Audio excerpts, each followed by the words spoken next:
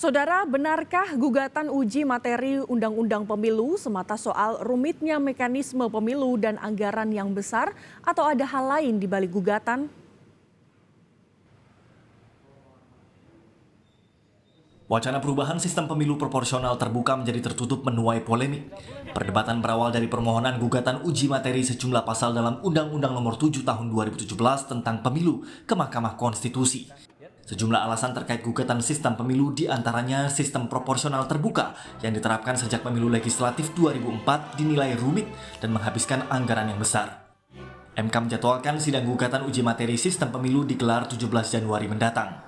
Polemik kian menghangat usai Ketua KPU RI Hasyim Asyari menyatakan adanya kemungkinan kembali ke sistem proporsional tertutup pada pemilu 2024 saat menyampaikan sambutan pada acara catatan akhir tahun KPU tahun 2002 pada akhir Desember lalu.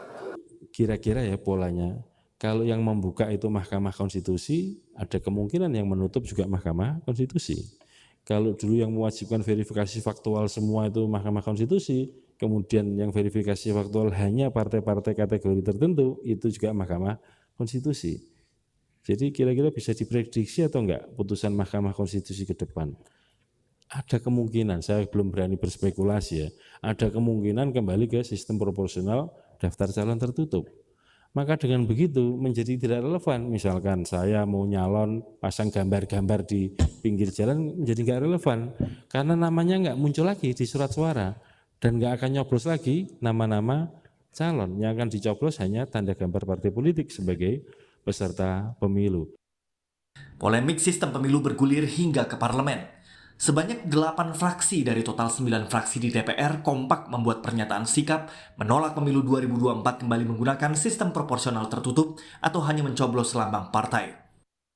8 fraksi tersebut mendukung sistem proporsional terbuka, yakni fraksi Golkar, Gerindra, Nasdem, PKB, Demokrat, PKS, PAN, dan P3. Satu-satunya fraksi yang mendukung kembali ke sistem proporsional tertutup hanya fraksi PDI Perjuangan. Para petinggi partai politik kini ramai bicara soal penolakan partai terhadap sistem proporsional tertutup. Kepala Badan Komunikasi Strategis DPP Partai Demokrat Hersaki Mahendra Putra menyatakan Partai Demokrat menolak keras sistem proporsional tertutup yang dianggap memundurkan demokrasi dan melanggengkan politik kekuasaan. Demokrat menolak keras upaya untuk mengembalikan sistem pemilu proporsional tertutup dari sistem proporsional terbuka yang saat ini digunakan.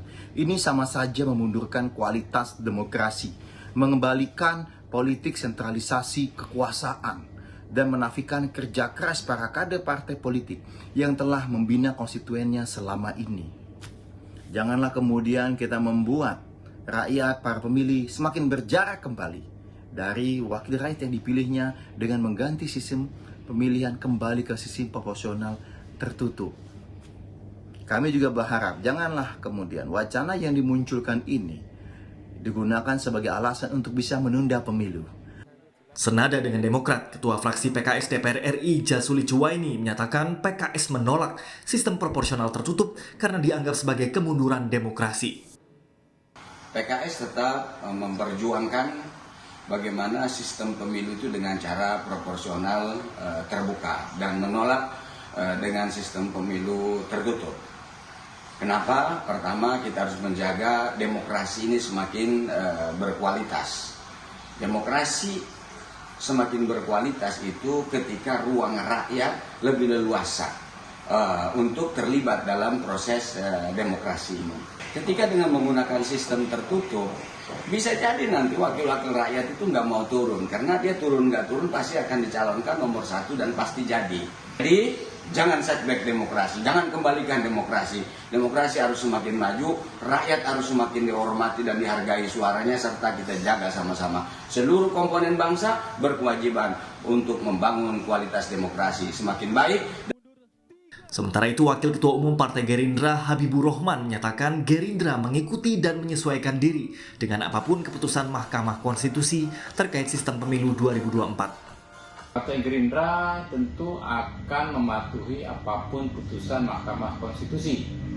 Jika diputus sistem proporsional terbuka, kami akan ikut, dan jika diputus tetap berubah menjadi sistem proporsional tertutup, kami akan menyesuaikan diri.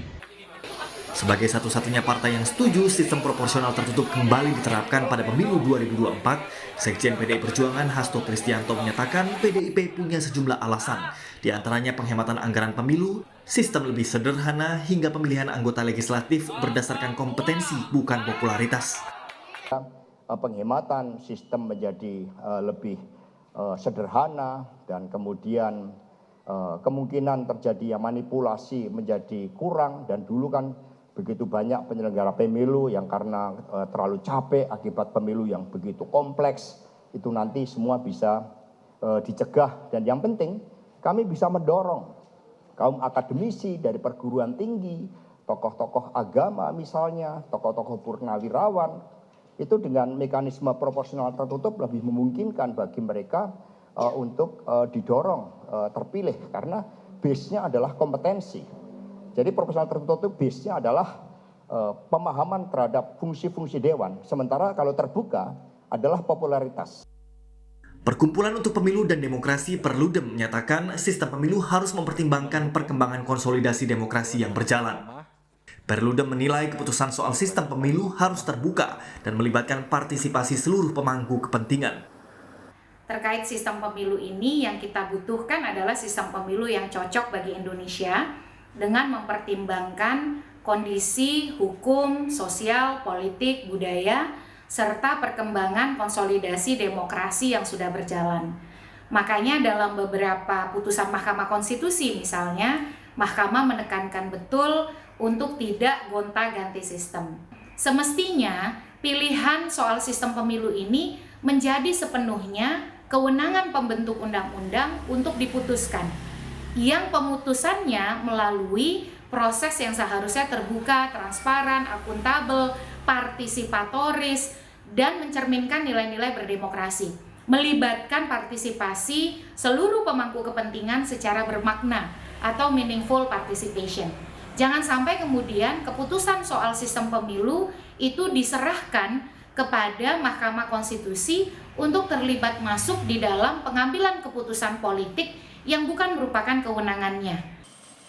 Sistem pemilu proporsional tertutup digunakan pada pemilu 1955, pemilu pada era Orde Baru hingga pemilu 1999, di mana pemilih hanya mencoblos parpol saja tanpa nama caleg di surat suara. Sejak pemilu 2004 hingga 2019, Indonesia beralih menggunakan sistem proporsional terbuka, di mana pemilih dapat memilih langsung caleg pada surat suara. Tim Liputan Kompas TV.